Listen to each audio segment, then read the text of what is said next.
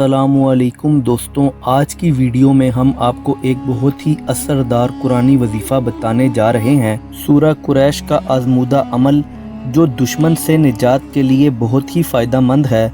अगर आप किसी के शर से परेशान हैं या आपको महसूस होता है कि कोई आपको नुकसान पहुंचाना चाह रहा है तो इस वीडियो को आखिर तक ज़रूर देखिए। ये अमल सिर्फ 5 मिनट का है लेकिन इसका असर आपको महसूस होगा।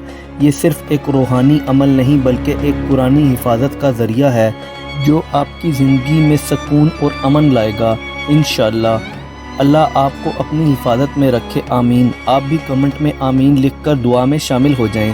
सूरह कुरैश का अमल कुछ इस तरह है। हर रोज़ सुबह या रात सोने से पहले वज़ू कर लें, एक बार दुरूद इब्राहिमी पढ़ें, उसके बाद सूरह कुरैश को 11 मरतबा पढ़ें, फिर दोबारा दुरूद इब्राहिमी पढ़ें और अल्लाह से दुआ करें कि आपको दुश्मन के शर से महफूज फरमाए। ये अमल आप 11 दिन तक लगातार करें, इंशाल्लाह आप खुद देखेंगे कि किस तरह दुश्मन कमज़ोर पड़ने लगेगा और आपको सुकून महसूस होगा। दुश्मन को अपनी पड़ जाएगी। ये सिर्फ दुश्मन के लिए ही नहीं बल्कि हर किस्म की रूहानी तकलीफ़, हसद, बुरी नज़र और अंदरूनी बेचैनी के लिए भी फ़ायदा मंद है।